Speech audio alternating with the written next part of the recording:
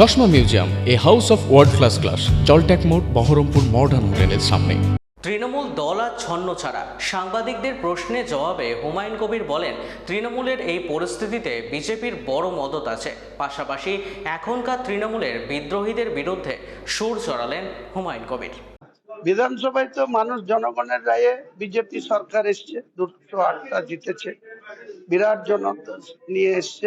মুখ্যমন্ত্রী আগামী দিনে বাংলার মানুষের জন্য কাজ করুক, এটাই বলবো। আর বিরোধী যারা ছন্ন ছাড়া হয়ে ঘুরে বেড়াচ্ছে, তারা নিজেদের পায়ে কুড়ুল নিজেরা মারছে।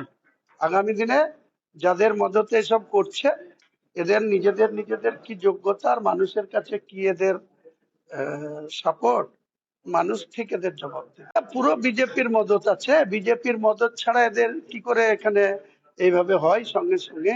অভিষেক বন্দ্যোপাধ্যায় এখানে কি করবে? সে পার্লামেন্টের মেম্বার। আর মমতা ব্যানার্জি ভোটে হেরেছে, সে যদি ভোটে জিততো তাহলে সে নেতৃত্বে থাকলে আর কেউ দেখতেন মুখ খুলতো না। এটা মমতা ব্যানার্জি নিজে দায়ী। একটা নিজের দলের সর্বোচ্চ নেত্রী হয়ে যদি অন্যদের হাতে ক্ষমতা ছেড়ে দেয়, সে যা খুশি তাই করে, তার প্রতি যা হয় তাই হয়েছে। এখন কেন বলছেন? যখন ছিল, মন্ত্রী ছিল, তখন কেন বলেননি যে আমি দলে থেকে কাজ করতে পারছি না? বলেছে কোনোদিন? আজকে বললে তো হবে না। তখন জাভেদ খান কি কোনো কথা বলেছে? এই আকরুজ্জামানরা তখন কোনো কথা বলেছে? কোনোদিন কোনো সৎসাহস ছিল?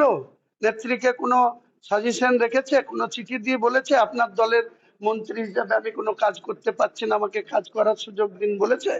তাহলে আজকে এসব কথার কি মানে হয়? যারা আসছে তাদের নিজেদের সত্তা বা যোগ্যতা বা নিজের অধিকার সম্বন্ধে কোনো সচেতন না, তাই এটা করছে।